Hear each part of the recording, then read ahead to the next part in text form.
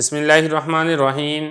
قرآن مجید کی دوسری صورت ہے سورہ بقرہ، سبق نمبر 3 میں خوش آمدید۔ آج کے سبق میں ہم پہلی 5 آیات کی تفسیر پڑھیں گے۔ دیکھیں، گزشتہ سبق میں ہم نے انہی آیات کا لفظی اور بامحاورہ ترجمہ پڑھ لیا تھا۔ اب انہی آیات کی ہم تفسیر کریں گے۔ سب سے پہلی جو آیت ہے اس کے بارے میں دیکھیں، الف لام میم، یہ حروف مقطعات ہیں۔ اب حروف مقطعات کا مطلب کیا ہے، یہ ہوتے کیا ہیں، اس کے بارے میں تھوڑی سی آپ سمجھ لیں۔ دیکھیں، حروف یہ جمع ہے حرف کی، مقطعات کا مطلب ہوتا ہے ٹکڑے ٹکڑے کیے ہوئے۔ تو چونکہ جب ان لفظوں کو پڑھا جاتا ہے تو ان کو لفظوں کی طرح نہیں پڑھا جاتا ہے، بلکہ ان کو حرفوں کی طرح الگ الگ حرف کر کے پڑھا جاتا ہے، اس لیے ان کو حروف مقطعات کہا جاتا ہے۔ مثال کے طور پہ یہ ہے نا، آپ نے اس کو ملا کر نہیں پڑھنا، بلکہ آپ نے الف کو الگ پڑھنا ہے، لام کو الگ پڑھنا ہے، میم کو آپ نے الگ پڑھنا ہے۔ یہ چند صورتوں کے شروع کے اندر آتے ہیں، جیسے کہ ایک تو یہی ہے آپ کے سامنے، اسی طریقے سے الف لام میم صاد بھی آتا ہے، حامیم آتا ہے، حامیم عین سین قاف آتا ہے وغیرہ ذالک۔ اس طریقے سے چند صورتوں کے شروع کے اندر یہ آتے ہیں۔ نورانی قاعدے میں آپ نے پڑھ بھی لیے ہوں گے۔ اگر آپ نے نہیں پڑھا ہے تو نورانی قاعدے کا تیسرا سبق ہے، اس کا لنک میں ڈسکرپشن کے اندر ڈال دوں گا، وہاں پہ بھی اس کو دیکھ سکتے ہیں۔ تو خلاصہ کلام یہ ہے کہ حروف مقطعات ہیں۔ اب ان کی تفسیر کیا ہے؟ دیکھیں، یہ اللہ تعالیٰ کے رازوں میں سے راز ہیں۔ اللہ تعالیٰ نے ان کی تفسیر امت کو نہیں بتائی ہے۔ دو قول ہیں۔ ایک قول تو یہ ہے کہ ان کا جو معنی اور تفسیر ہے وہ صرف اللہ تعالیٰ ہی کو معلوم ہے۔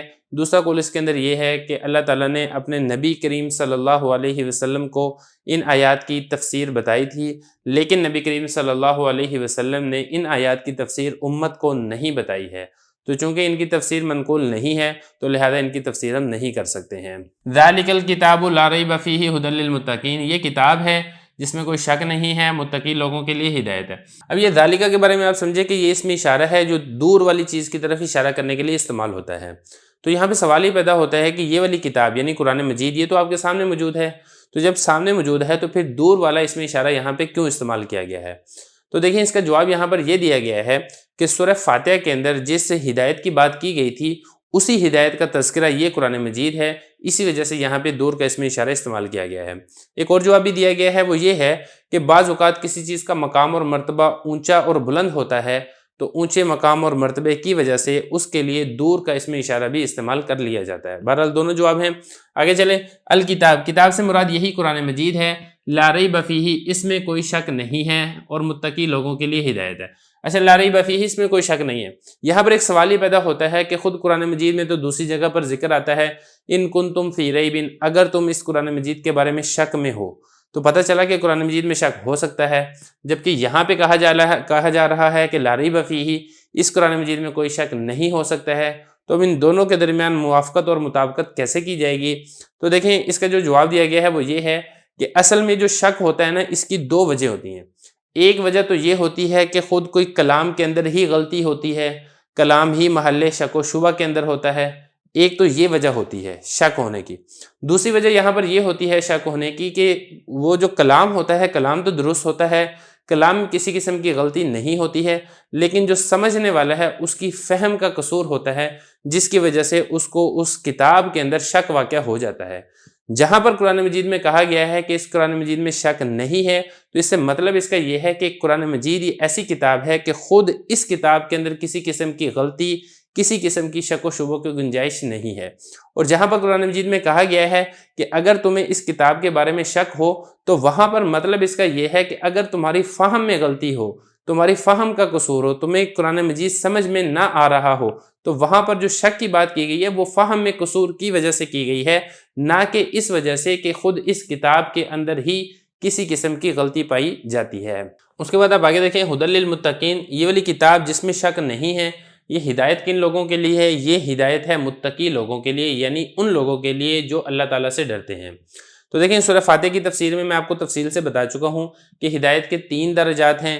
ہدایت کا ایک درجہ تمام انسانوں کے لیے بلکہ تمام حیوانات کے لیے ہے، اور جو دوسرا درجہ ہے وہ ایمان والوں کے ساتھ خاص ہے، اور جو تیسرا درجہ ہے وہ متقی لوگوں کے ساتھ خاص ہے۔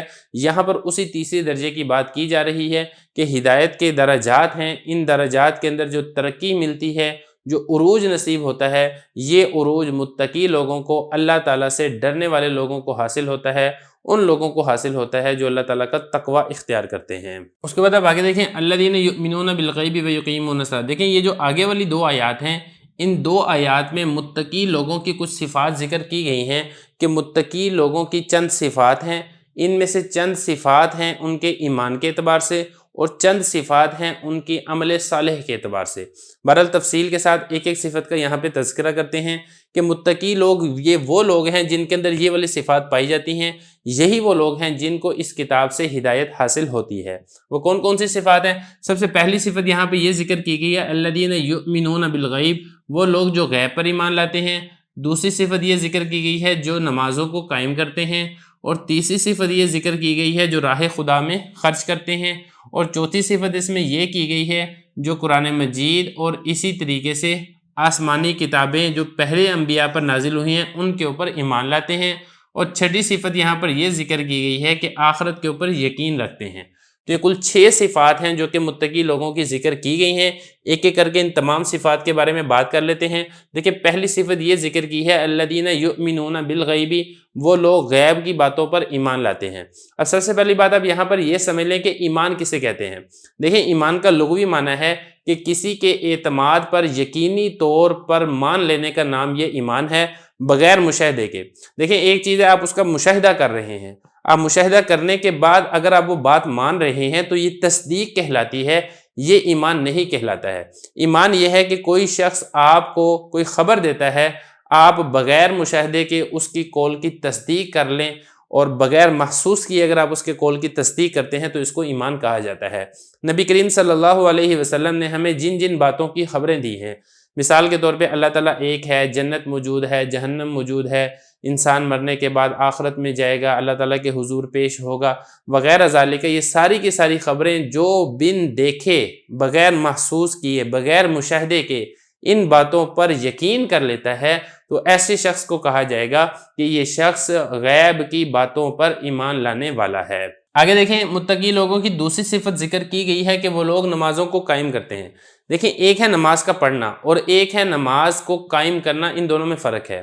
نماز کو قائم کرنا یہ ہے کہ نماز کو اس کے مستحبات اور اس کے آداب کی رعایت رکھتے ہوئے ادا کرنا، اس کو نماز یہ کہا جائے گا کہ نماز کو قائم کیا جا رہا ہے۔ مثال کے طور پہ نماز کو اپنے وقت میں پڑھا جائے، نماز کو آپ اپنے وقت سے لیٹ کر کے نہ پڑھیں، اور اسی طریقے سے اگر آپ مرد ہیں تو آپ کے لیے یہ ہے کہ آپ مسجد میں جا کر جماعت کے ساتھ نماز پڑھیں، خشوع و خضوع سے نماز پڑھیں، آداب و مستحبات کی رعایت رکھتے ہوئے نماز پڑھیں، تو اس کو تو کہا جائے گا کہ ایسا شخص نماز کو قائم کر رہا ہے۔ اگر جو شخص نماز کے آداب کی رعایت نہیں رکھتا ہے تو پھر ایسے شخص کو نماز پڑھنے والا تو کہیں گے لیکن نماز کو قائم کرنے والا نہیں کہیں گے۔ باقی اس میں نماز کا تذکرہ نہیں ہے کہ کون سی نماز کو قائم کرتے ہیں، تو اس سے ساری نمازیں ہی آ جاتی ہیں، اس میں فرائض بھی آ جاتے ہیں، اس میں واجبات بھی آ جاتے ہیں، اس میں سنن اور مستحبات بھی آ جاتے ہیں، یعنی وہ ہر قسم کی نمازوں کو قائم کرتے ہیں۔ اس کے بعد آپ آگے دیکھیں جو تیسری صفت ذکر کی ہے وہ یہ ہے وَمِمَّا رَزَقْنَاهُمْ يُنْفِقُونَ، وہ ہمارے دیے ہوئے رزق میں سے خرچ کرتے ہیں۔ تو دیکھیں اس میں اللہ تعالیٰ نے ایک یہ صفت بیان کی ہے کہ جو متقی لوگ ہیں وہ راہ خدا میں خرچ کرتے ہیں، اور رزقنا کا لفظ کہہ کے اشارہ کر دیا ہے اس بات کی طرف کہ اگر شیطان تمہیں پٹی پڑھا رہا ہے کہ تم اگر اللہ کے راستے میں مال خرچ کرو گے تو تمہارا مال کم ہو جائے گا، تو تم اس بات کی طرف غور کر دینا کہ یہ جو مال ہے یہ اللہ تعالیٰ ہی کا دیا ہوا مال ہے، اللہ تعالیٰ ہی کے دیے ہوئے مال میں سے ہم راہ خدا کے اندر خرچ کر رہے ہیں۔ اب یہ ينفقون خرچ کیا جا رہا ہے، اس کی پھر 2 قسمیں ہیں۔ ایک تو یہ ہے کہ وہ صدقہ جو کہ واجب اور ضروری ہے، اس میں سب سے پہلے نمبر پر زکوٰۃ آ جاتی ہے، پھر اسی طریقے سے فطرانہ آ جاتا ہے، اور دوسرا اس کے اندر وہ والا صدقہ بھی شامل ہے جو واجب صدقے سے ہٹ کر نفلی صدقہ ہے، جو انسان راہ خدا میں خرچ کرتا ہے اللہ تعالیٰ کا قرب حاصل کرنے کے لیے۔ راہ خدا میں خرچ کرنے کی بہت سی فضیلت ہے، جسی وجہ سے یہاں پر ارشاد فرمایا کہ متقی لوگوں کی ایک بڑی صفت یہ ہے کہ متقی لوگ راہ خدا کے اندر خرچ کرتے ہیں۔ اس کے بعد آپ آگے دیکھیں متقی لوگوں کی جو آگے صفات ذکر کی گئی ہیں وہ یہ ہے کہ وہ اس کتاب پر بھی ایمان لاتے ہیں جو آپ کی طرف نازل ہوئی۔ آپ کی طرف مطلب یہ ہے کہ نبی کریم صلی اللہ علیہ وسلم کی طرف جو کتاب نازل ہوئی ہے یہی قرآن مجید، متقی لوگ اس کتاب پر بھی ایمان لاتے ہیں۔ وَمَا أُنزِلَ مِن قَبْلِكَ، اور ان کتابوں پر بھی ایمان لاتے ہیں جو آپ صلی اللہ علیہ وسلم سے پہلے انبیاء کے اوپر نازل ہوئی ہیں۔ اصل میں یہ جو آیات ہیں، ان آیات کی تفسیر میں حضرت عبداللہ ابن مسعود اور اسی طریقے سے حضرت عبداللہ ابن عباس رضی اللہ عنہ نے ارشاد فرمایا ہے کہ نبی کریم صلی اللہ علیہ وسلم کے دور میں متقی لوگ، ایمان والے لوگ 2 قسم کے تھے۔ ایک تو وہ لوگ تھے جو پہلے مشرک تھے، پھر انہوں نے ایمان قبول کر لیا، ان کا تذکرہ اس لفظ کے اندر آ رہا ہے کہ یہ وہ لوگ ہیں جو آپ پر نازل کردہ کتاب پر ایمان لاتے ہیں۔ اور اسی طریقے سے نبی کریم صلی اللہ علیہ وسلم پر ایمان لانے والوں میں سے کچھ حضرات ایسے بھی تھے جو پہلے کسی آسمانی مذہب کو اختیار کرتے تھے، مطلب یہ کہ وہ پہلے یہودی تھے یا پہلے عیسائی تھے، ان کی اپنی آسمانی کتاب تھی جن کے اوپر پہلے ان کا ایمان تھا، پھر اس کے بعد نبی کریم صلی اللہ علیہ وسلم پر ایمان لے آئے۔ ایسے جو لوگ ہیں ان کا تذکرہ اس دوسرے لفظ کے اندر ذکر کیا گیا ہے، وہ لوگ جو آپ سے پہلے نازل کردہ کتاب کے اوپر ایمان لاتے تھے۔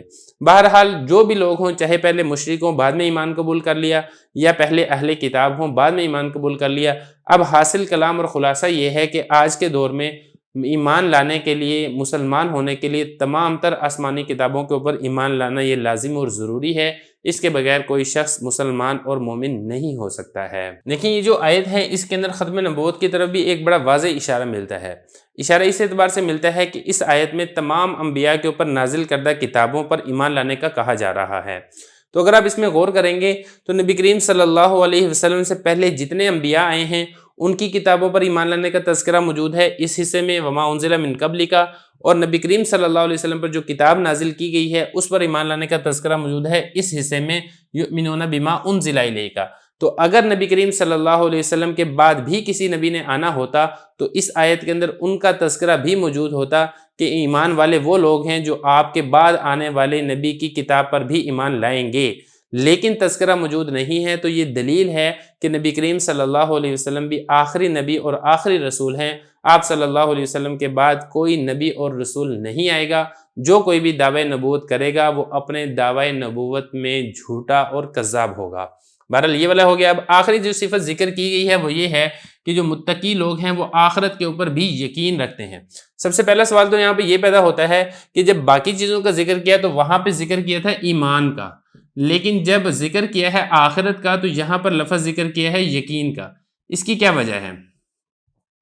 دیکھیں جو ایمان ہے، ایمان کا مخالف ہوتا ہے تکذیب، جیسا کہ مشرکین مکہ نے نبی کریم صلی اللہ علیہ وسلم کی تکذیب کی تھی، اور جبکہ جو یقین ہے اس کا مخالف ہوتا ہے شک، تردد۔